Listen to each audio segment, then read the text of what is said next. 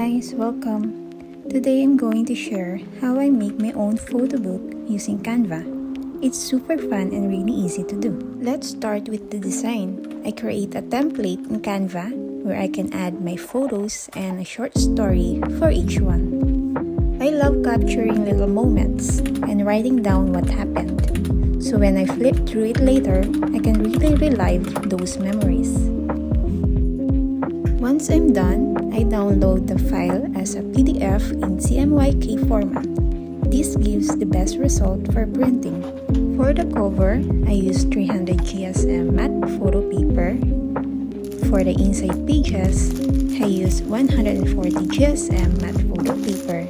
You can go up to 200 GSM if you like. Just keep in mind that this is a lay flat technique, which means you'll be sticking pages back to back. That doubles the thickness, so choose your paper accordingly. Next, I laminate each pages. This protects the image and helps prevent fading over time.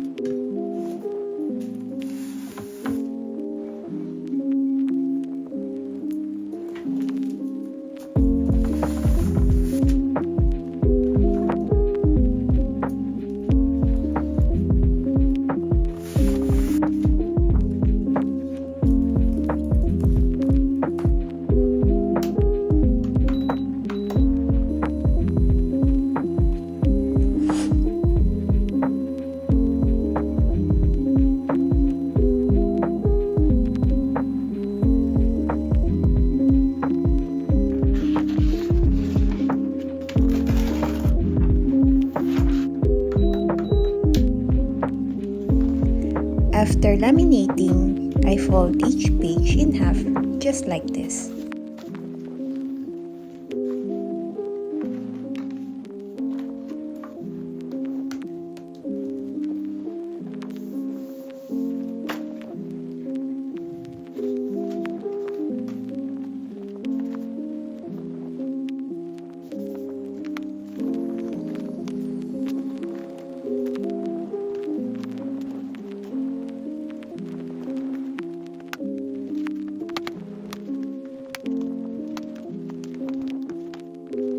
I split my cover into two parts and plan to insert a spine in the middle later. Once all the pages are folded, I arrange them in the correct order from the first page to the last.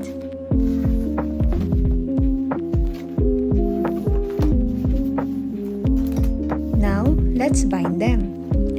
I start gluing the inserts together from the back going upwards. I use PVC glue stick, but be extra careful when using this. PVC glue can sometimes cause bubbles or make the paper look a bit wet if not applied properly. Just take your time and press the pages firmly together. If you want a cleaner finish, I recommend trying double-sided tape instead. It's a bit neater.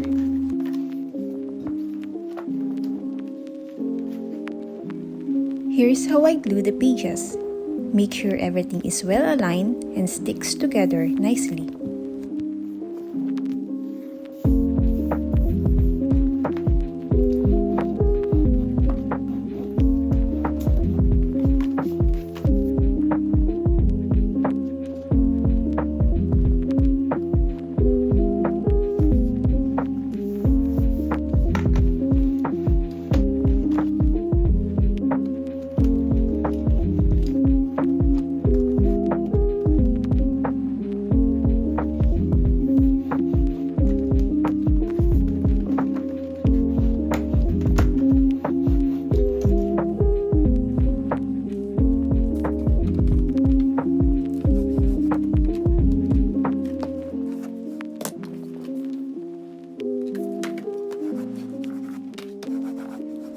Once all the inserts are glued together, it's time to move on to the cover.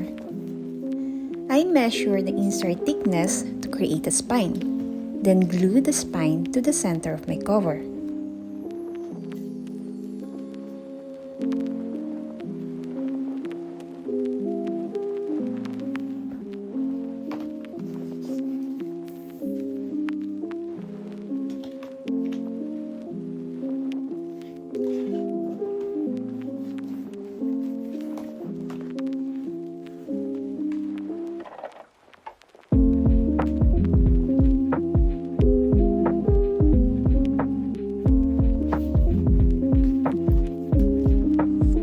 Now, I attach the back page of insert to the back cover.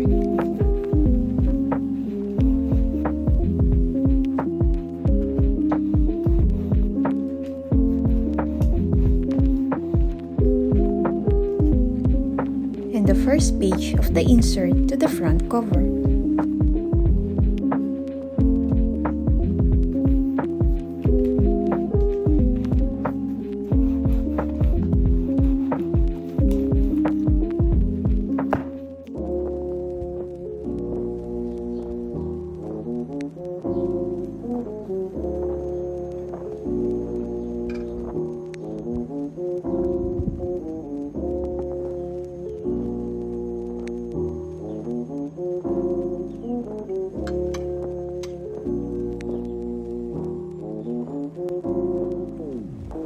And that's it! You now have your very own handmade photo book. Not so hard, right? It's actually super simple. Now, I can enjoy all these memories anytime. Maybe while having tea in the garden.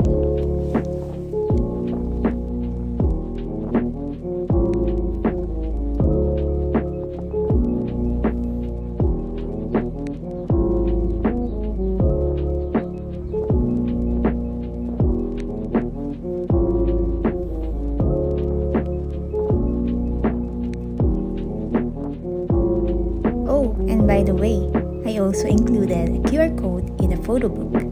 By scanning it, I can watch the videos I created that are related in Spring Year 2005 photo book.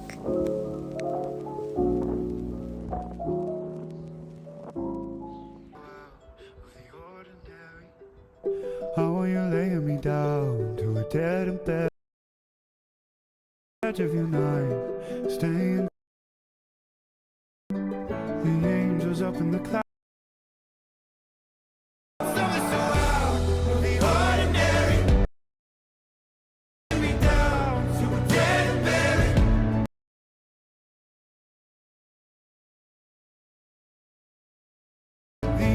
Up in the clouds, I'm jealous knowing we found something so wild. Give it a thumbs up if you enjoyed this tutorial. Until next time, keep crafting!